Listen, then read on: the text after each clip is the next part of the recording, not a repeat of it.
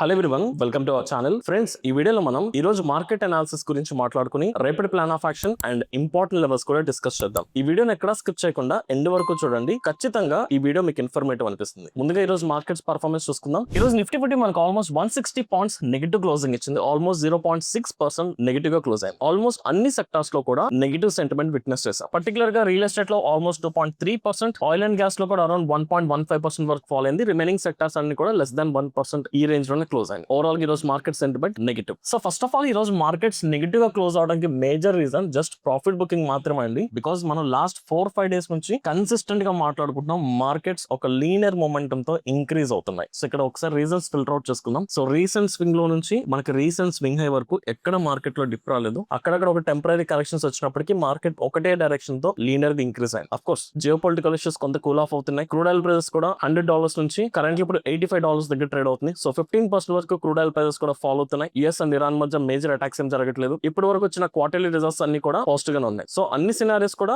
Market యొక్క sentiment ని positive గా డ్రైవ్ చేసినప్పటికీ టెక్నికల్ గా ప్రైస్ కొంత higher level, nothing but over bat reason లో ఉంది. సో 4 డేస్ నుంచి మనం మాట్లాడుకున్న మార్కెట్ లో డిప్ రావడం చాలా చాలా ఇంపార్టెంట్ అండ్ ఇప్పుడు మార్కెట్ ఇప్పుడు ఆ ప్రాఫిట్ బుకింగ్ ఇనిషియేట్ చేస్తుంది. అండ్ దీంతో పాటు దీనికి సపోర్టింగ్ సినారియోస్ చూసుకుంటే రేపు మనకి ఆర్బీఐ పాలసీ మీటింగ్ ఉందండి. సో దీని నుంచి repo rates, nothing but interest rates announcement చేయబోతున్నారు. ఇంట్రెస్ట్ రేట్ కట్ ఉంటుందా లేదా ఇంక్రీజ్ అవుతుందా అనేది ఇప్పుడున్న ఎక్స్పెక్టేషన్స్ బట్టి రెపో రేట్స్ అన్చేంజ్డ్ గా ఎక్స్పెక్టేషన్స్ ఉన్నాయి. సో ఇన్ కేస్ ఇదే కనుక జరిగిందంటే ఇది మార్కెట్స్ కి కొంత పాజిటివ్ సెంటిమెంట్ అవుతుంది. ఒకవేళ రెపో రేట్స్ ఇంక్రీజ్ చేస్తున్నట్టు ఏదైనా న్యూస్ వస్తే అది నెగిటివ్ ఇంపాక్ట్, డిక్రీజ్ చేస్తున్నట్టు న్యూస్ వస్తే పాజిటివ్ ఇంపాక్ట్ క్రియేట్ అవుతుంది. సో రేపు ఒక మేజర్ ఈవెంట్ ఉంది కాబట్టి ఇలాంటి మేజర్ ఈవెంట్స్ ఉన్నప్పుడు మార్కెట్ ఒక డైరెక్షన్ కంప్లీట్ గా చేంజ్ అయ్యే పాసిబిలిటీస్ ఉంటాయి కాబట్టి ఆబ్వియస్లీ మార్కెట్ హైయర్ లెవెల్ దగ్గర ఉంది. సో అందుకే ప్రాఫిట్ బుకింగ్ జరగడం చాలా చాలా common. And apart from that ఈ రోజు క్రూడ్ ఆయిల్ ప్రైసెస్ కూడా స్లైట్ గా ఇంక్రీజ్ అయినాయి, నాట్ సో అగ్రెసివ్లీ. సో దాని ఇంపాక్ట్ మార్కెట్స్ మీద అంత ఎక్కువగా అయితే ఏమీ లేదు. సో ఈ రోజు వచ్చిన ఫాల్ ని నేను కేవలం ప్రాఫిట్ బుకింగ్ కింద మాత్రమే చూస్తున్నాను, అంతేగాని మార్కెట్ లో నెగిటివ్ సెంటిమెంట్ ఎస్టాబ్లిష్ అవ్వడానికి లేదా ఫర్దర్ మార్కెట్స్ ఫాలో అవడానికి సపోర్టింగ్ రీజన్స్ మనకి ఏమీ కనిపించట్లేదు. అపార్ట్ ఫ్రమ్ దట్ ఇక్కడ మనం మాట్లాడుకోవాల్సిన ఒక ఇంపార్టెంట్ ఆస్పెక్ట్ ఉంది. ఆల్రెడీ నిన్న వీడియోలో డీటెయిల్ గా ఎక్స్ప్లెయిన్ చేశాను. ఒకవేళ ఎవరైనా చూడకపోతే నిన్న వీడియో ఒకసారి చూడండి. ఒకసారి 5 minutes టైం ఫ్రేమ్ లో వెళ్దాం. ఒకసారి ఏం జరుగుతుందో సింపుల్ గా ఎక్స్ప్లెయిన్ చేయడానికి ట్రై చేస్తాం. నిన్న మనం చూసుకుంటే నిన్న ట్రేడింగ్ మనకి అరౌండ్ 315 వరకు బాగానే జరిగింది. 315 తర్వాత ట్రేడింగ్ స్టాప్ అయిపోయింది. సో ప్రైస్ ఇక్కడ క్లోజ్ అయింది అరౌండ్ 315 కి. After that market closing price చూసుకుంటే 340 తర్వాత 24,771 సంథింగ్ ఈ లెవెల్ దగ్గర క్లోజింగ్ ప్రైస్ మనకు కనిపించింది. అంటే మీకు ఒక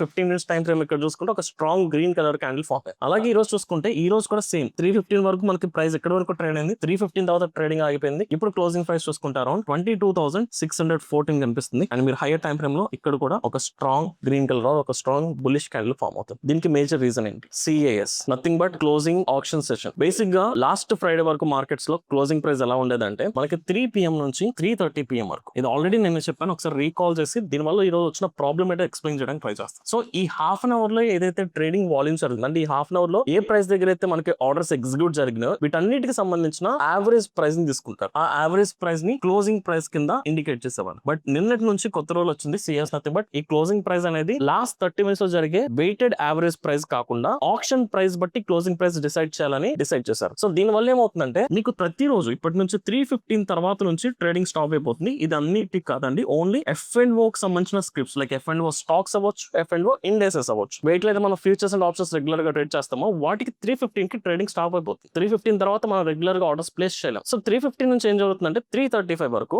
ఆప్షన్ జరుగుతుంది. అంటే మీరు ఎవరైనా సరే ఆ పర్టికులర్ స్క్రిప్ట్ లో ఆర్డర్స్ ప్లేస్ చేసుకోవచ్చు, by orders, cell orders place చేసుకోవచ్చు. అలా మల్టిపుల్ పీపుల్ ఆర్డర్స్ ప్లేస్ చేస్తారు కాబట్టి ఈ 15 minutes ఆర్ 20 minutes సెషన్ లో ఏ పర్టికులర్ ప్రైస్ దగ్గర అయితే highest number of by orders and highest number of cell orders match అవుతాయో ఆ పర్టికులర్ ప్రైస్ ని ఆప్షన్ ప్రైస్ కింద కన్సిడర్ చేసి దాన్ని క్లోజింగ్ ప్రైస్ కింద ఇండికేట్ చేస్తారు. సో దీని వల్ల మనకి క్లోజింగ్ ప్రైస్ అనేది మార్కెట్ అయిపోయిన తర్వాత తెలుస్తుంది. బట్ క్లోజింగ్ ప్రైస్ తెలిసే 15-20 minutes బిఫోరే మన ట్రేడింగ్ స్టాప్ అయిపోతుంది. దీని వల్ల ఈ రోజు చాలా మంది ఆప్షన్ ట్రేడర్స్ ఫేస్ చేసిన ప్రాబ్లం ఏంటంటే ఈ రోజు మనకి నిఫ్టీలో వీక్లీ ఎక్స్పైరీ జరిగింది. ఫర్ ఎగ్జాంపుల్ టిల్ 315 వరకు కూడా 310-315 వరకు ప్రైస్ ఏ లెవెల్ దగ్గర ఉంది? 24,450 లెవెల్ రౌండ్ ఫిగర్ దగ్గర ఇక్కడ ఉంది. ఆల్మోస్ట్ మీరు చూసుకుంటే 2 o'clock దగ్గర నుంచి ప్రైస్ ఈ లెవెల్ దగ్గర కన్సాలిడేట్ అవుతుంది. ఫర్ ఎగ్జాంపుల్ ఎవరైనా ఆప్షన్ సెల్లర్స్ ఉన్నారు అనుకుందాం, లైక్ ఈ రోజు వీక్లీ ఎక్స్పైరీ కాబట్టి మాక్సిమం ఆప్షన్ ప్రీమియమ్స్ మొత్తాన్ని డికే చేసుకుని అడ్వాంటేజ్ తీసుకోవడానికి ట్రై చేస్తారు. ఈ ప్రాసెస్ లో మార్కెట్ ఎలాగో డౌన్ ట్రెండ్ మార్నింగ్ నుంచి కొంత డిప్ లో వచ్చింది కాబట్టి హైయర్ లెవెల్ దగ్గర కాల్ సెల్ చేసుకుని ఉంటారు. కొంతమంది లైక్ 24,500 కాల్ ఆప్షన్ సెల్ చేసుకుని ఉంటారు అవుట్ ఆఫ్ ది మనీ కాబట్టి. అలాగే 24,600 కాల్ ఆప్షన్ సెల్ చేసుకున్నారు. సో వీళ్ళందరూ టెక్నికల్ గా కరెక్టే, వాళ్ళు కరెక్ట్ పొజిషన్స్ తీసుకున్నారు.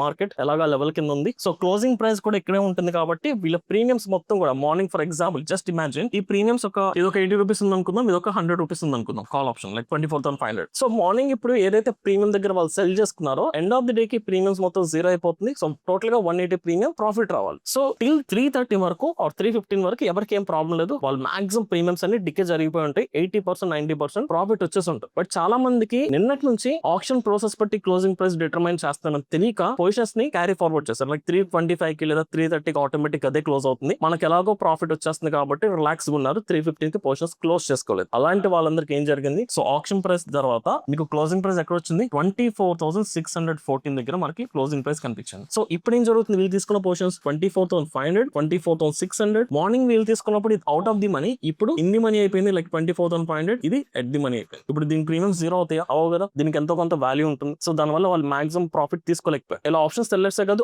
ఆప్షన్ బయర్స్ కూడా ప్రాఫిట్ రావాల్సిన టైంలో లాస్ తీసుకోవాల్సి వచ్చింది. అప్పటి వరకు లైక్ మార్కెట్ కిందకు ఉంది కదా అని పుట్ ఆప్షన్ బై చేసిన వాళ్ళు చాలా మంది ఉండొచ్చు. ఇప్పుడు ప్రైస్ ఎక్కడ ఉంది? ఆల్మోస్ట్ 150 పాయింట్స్ హై లెవెల్ దగ్గర ఉంది. సో ఎవరైతే పుట్ ఆప్షన్ బై చేసి హోల్డ్ చేసుకుని ఉంటారో వాళ్ళందరికీ ఇప్పుడు చాలా బిగ్ లాస్ కనిపిస్తుంది.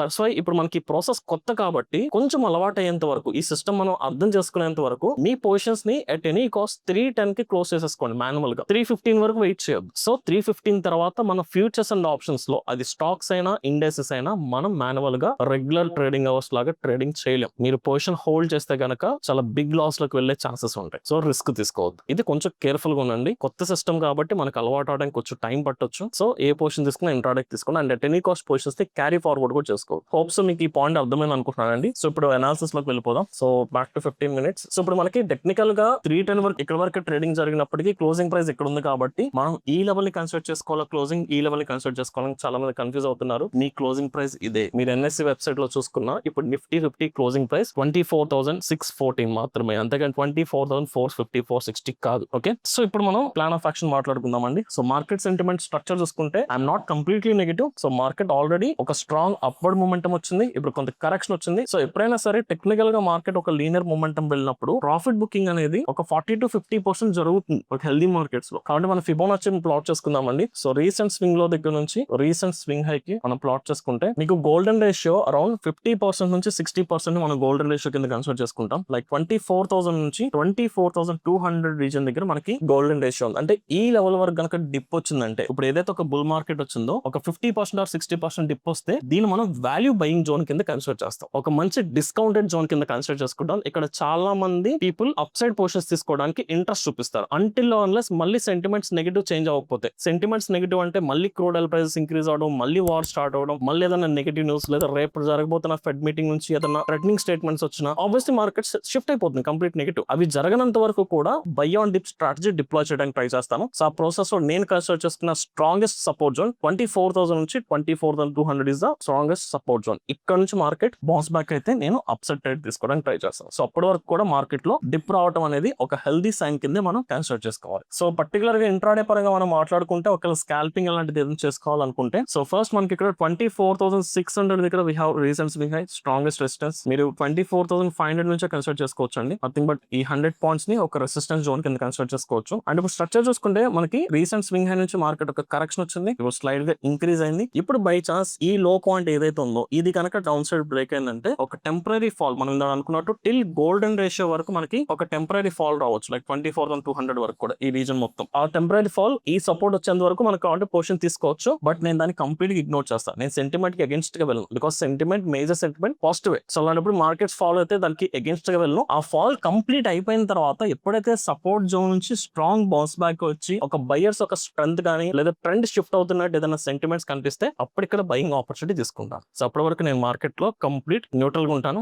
డైరెక్షన్ బేస్డ్ స్ట్రాటజీస్ ఏది డిప్లాయ్ చేయట్లేదు. So this is possibility 1. Dip వరకు వెయిట్ చేద్దాం. అలా కాకుండా మార్కెట్ ఇప్పుడు ఏదైతే క్లోజింగ్ ప్రైస్ ఉందో ఇక్కడే కొంత కన్సాలిడేట్ అయ్యి ఇక్కడ నుంచి బౌన్స్ బ్యాక్ అయినా కూడా మనం అప్ సైడ్ కి ప్లాన్ చేసుకోవచ్చు. అప్పుడు మనం చూసుకోవాల్సింది 24,500 రౌండ్ ఫిగర్ అండ్ 24,600. ఈ రెండు స్ట్రైక్ కి సంబంధించిన కాల్ సైడ్ ఓపెన్ ఇంట్రెస్ట్ తగ్గుతూ పుట్ సైడ్ ఓపెన్ ఇంట్రెస్ట్ పెరుగుతున్నట్టు కనిపిస్తే ఈ రోజు క్లోజింగ్ ప్రైస్ ఏదైతే ఉందో దీని హైన మనం అప్ సైడ్ కూడా ప్రిపేర్ గా ఉండొచ్చు. Simple logic. ఈ రోజు క్లోజింగ్ ప్రైస్ ఇక్కడ ఏదైతే ఉందో దీన్ని ఈ రీసెంట్ స్వింగ్ లోని దీన్ని అవాయిడ్ చేసుకోండి. ఇది మనకి నో ట్రేడింగ్ జోన్. ఈ జోన్ బ్రేక్అవుట్ బట్టి డిసైడ్ అవ్వచ్చు. అండ్ రేపు ఇంట్రాడే చేస్తున్నారు ఎవరైతే లైవ్ మార్కెట్ లో ట్రేడ్ చేస్తారో ఇఫ్ పాసిబుల్ 10:30 తర్వాత ట్రేడ్ చేయడానికి ట్రై చేయండి. మోస్ట్లీ మనకి 10:30 లోపే ఆర్బీఐ మీటింగ్ కంప్లీట్ అయిపోతుంది. ఒక క్లారిటీ వచ్చేస్తుంది రెపో రేట్స్ గురించి. వన్స్ అనౌన్స్మెంట్ వచ్చిన తర్వాత అప్పుడు మీరు పొజిషన్స్ ప్లాన్ చేసుకుంటే better. So same plan of action Sensex అండి. సో సెన్సెక్స్ సంబంధించిన లెవెల్స్ కూడా చూసుకుందాం. సో సెన్సెక్స్ ఆబ్వియస్ ఒక సపోర్ట్ జోన్ వచ్చింది. లైక్ 78,000 రౌండ్ ఫిగర్ దగ్గర we have strongest support zone like 78,000 నుంచి 78,200 వరకు ఉంది. సో నిన్న హై పాయింట్ అండ్ మార్కెట్ అక్కడ వరకు వచ్చి ఇక్కడ సపోర్ట్ తీసుకోవడానికి ట్రై చేస్తుంది కాబట్టి ఇక్కడ నుంచి ఏదైనా బయింగ్ యాక్టివిటీ కనిపించినా we can go for long or else మనం స్ట్రక్చర్ ఫార్మేషన్ కోసం వెయిట్ చేద్దాం. అండ్ బై ఛాన్స్ ఈ లెవెల్ కనుక బ్రేక్ డౌన్ జరిగిందంటే so that will be the selling opportunity. So 78,000 which is 78,200 ఇది మనకి నో ట్రేడింగ్ జోన్. ఈ జోన్ బ్రేక్అవుట్ ఆర్ రివర్సల్ బట్టి ట్రేడ్ డిసైడ్ చేసుకోవచ్చు. ప్యారల్ గా ఓపెన్ ఇంట్రెస్ట్ కూడా చూసుకోండి, మీరు బ్లైండ్ గా వెళ్ళదు. Finally bank Nifty. So bank నిఫ్టీకి సంబంధించిన లెవెల్స్ చూసుకుంటే 57,500 దగ్గర we have support zone and 58,500 దగ్గర కూడా ఒక మేజర్ స్వింగ్ అయిన బట్ ఒక రెసిస్టెన్స్ ఉంది. సో స్ట్రక్చర్ పరంగా బాగుందండి బ్యాంక్ నిఫ్టీ. ఒక లీనియర్ మొమెంటం, ఒక లాంగ్ కన్సాలిడేషన్ మళ్ళీ ఒకసారి అప్సైడ్ మూమెంటం వచ్చింది. ఇప్పుడు డిప్ వచ్చి మార్కెట్ ఇక్కడ నుంచి మళ్ళీ అగైన్ బౌన్స్ బ్యాక్ అవ్వడానికి ట్రై చేస్తుంది. సో ఈ ప్రాసెస్ లో ఇక్కడ 58,000 టెంపరీ సైకలాజికల్ లెవెల్ ఉంది కాబట్టి above this breakout long position తీసుకోవచ్చు, లేదా 58,500 అబౌవ్ బ్రేక్అవుట్ వచ్చినాకైనా ప్లాన్ చేసుకోవచ్చు. 57,500 బిలో నథింగ్ బట్ ఈ స్వింగ్ లో కింద షార్టింగ్ కూడా వెళ్ళవచ్చు. So finally bit coin.